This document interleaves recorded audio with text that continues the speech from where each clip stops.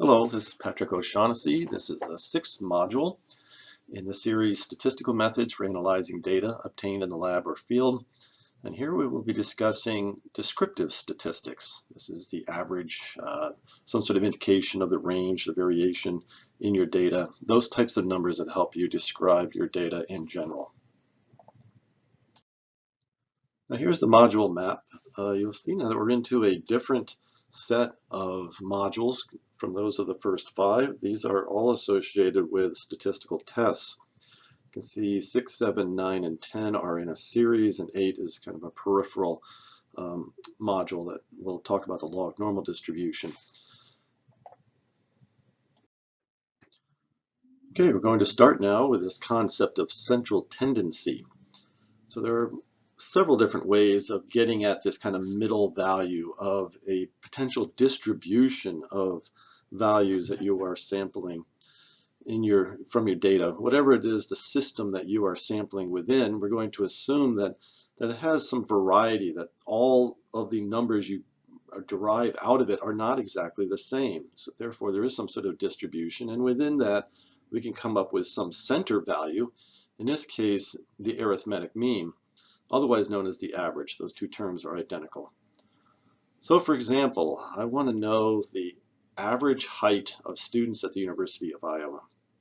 And there are 30,000 students at that university. If I can go to the medical records, say, of all 30,000 and apply it to a spreadsheet, I could come up with what's known as the population mean. It's given the Greek letter mu.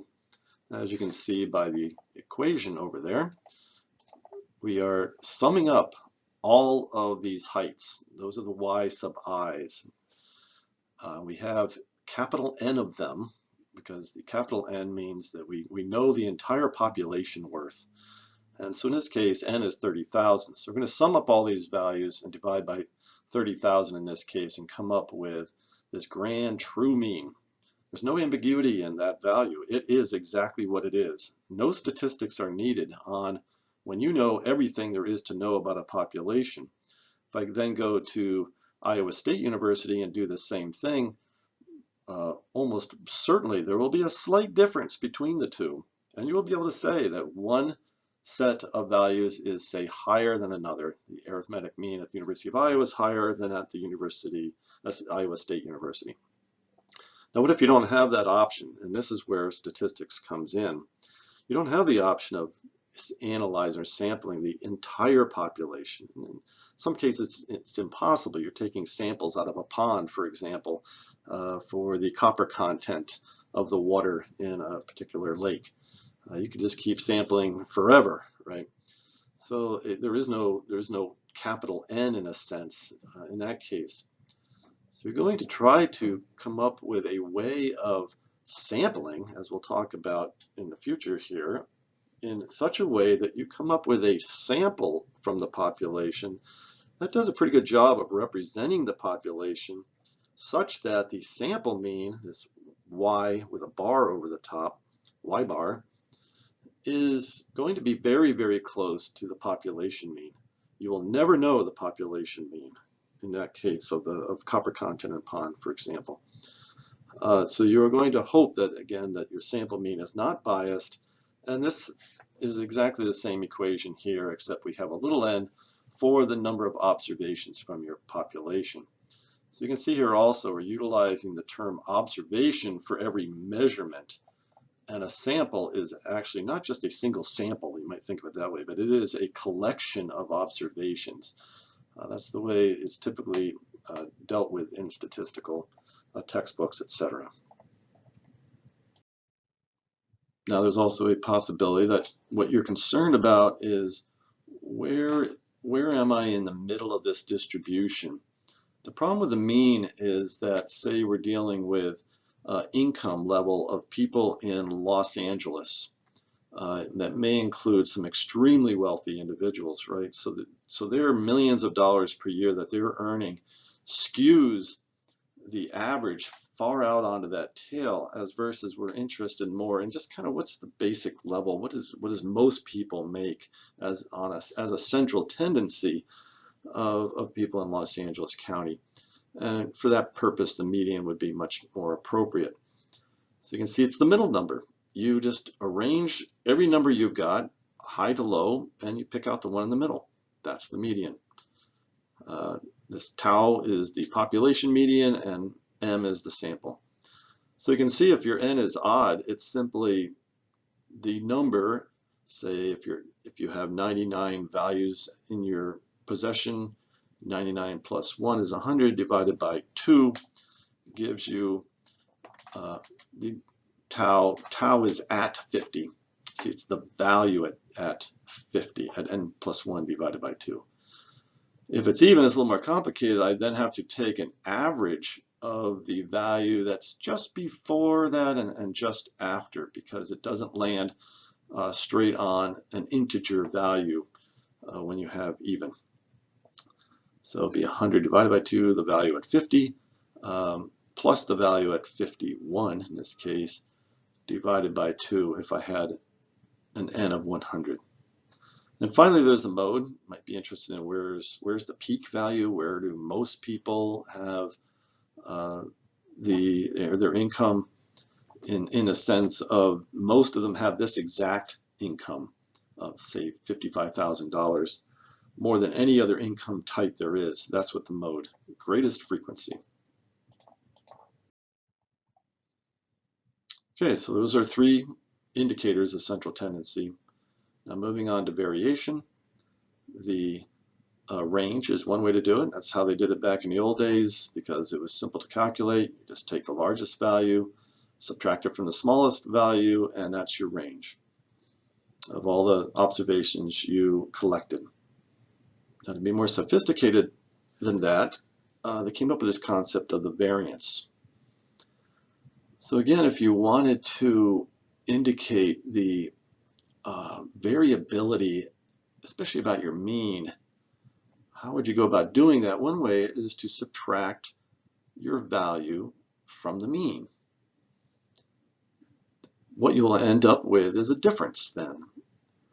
If the value is above the mean, you'll end up with a positive difference. If you end up with, and if the value is below the mean, you'll end up with a negative difference, right? Because it's less than the mean. And you can prove it to yourself that when you add all those differences up, you end up with 0. The ones above perfectly balance the ones below if you have computed the average correctly. So one way to get around that problem is to square the difference, which is what's going on over here. So you see, if you took that squared out, you have the sum of the difference of the y's, the observations minus their mean. But if we square them, then it forces them to be positive. And then divide by n to, again, kind of have this average of these differences. That's what the variance is. Now that is the variance of the population. They have found out that if you do this from your sample, now you have to subtract your value from the sample mean, not the sample.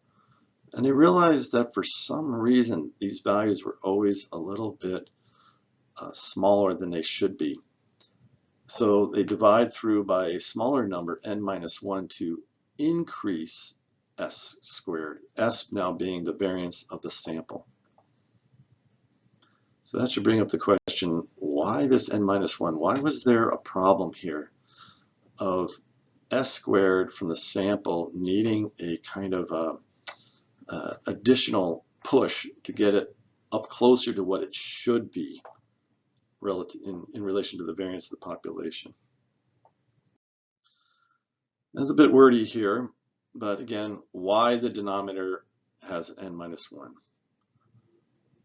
One explanation is that, again, the variance s squared is an estimate of the true variance sigma squared. So when you go out and get a bunch of observations from a distribution, so you can see the line here, the blue line is the entire distribution of samples from the population. And it has some true mean. We never know what it is, but it's out there. From that, we're going to get a bunch of observations, in this case 6 of them, which have their sample mean. It's not quite on the mean, the true mean, but it's close. If you start taking the differences of these observations around the mean, they are less than the differences that they would have been if they were calculated around the population mean. So here the observations tend to be closer to their average than they are to the actual mean. So the sums of the squares, the sums of these differences squared, are less than they would be if you had used mu. Of course, you don't know mu, but using what's called Monte Carlo analysis, where you know mu and you can do this 1,000 times, they notice this bias. And so by dividing by a smaller number, n minus 1, it inflates s squared to its much, much closer to the true variance. It eliminates this bias. It would have been too small otherwise. So that's a shortened version of why the n minus 1.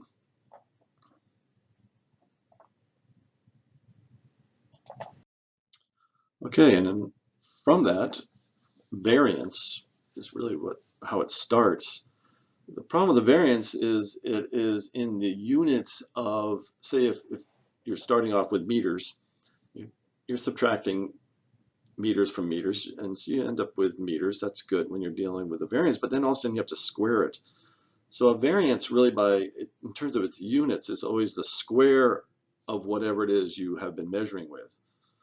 So the variance is, say, a meter squared. So it was obviously much more handy to utilize the units in its own proper notation or value.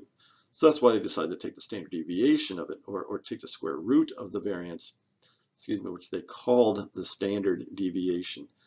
And why standard? It's just that they developed this, everybody uses it, everybody knows what it is, everybody has a feel for what it is, and so it became kind of standardized, a standardized deviation of the population. And you can see here, and then from the sample, we're starting with our equation for the variance, and just taking the square root of it is equal to s squared, and we end up with s. And so this is what Excel has, a standard deviation of the sample dot s. It's std.dev.s,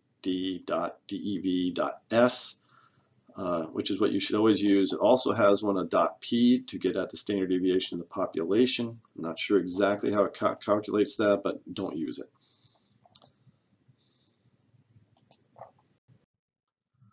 So here's one other use of the data analysis tool pack. Within it has a function that you can click on called descriptive statistics. And you can see when you pull that up, it asks you for the input range, which are your values, and grouped by a column. So I chose this value of numbers right here in column B.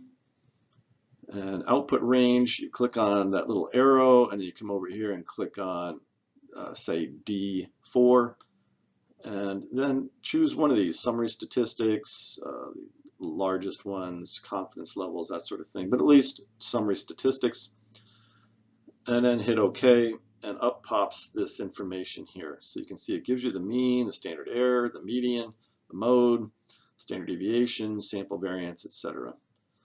These other ones we'll talk about later, kurtosis and skewness, have to do with how correct the distribution is relative to a perfect normal distribution. The range, you can see in just a couple clicks, you've got a lot of numbers here that you may want to have at your fingertips.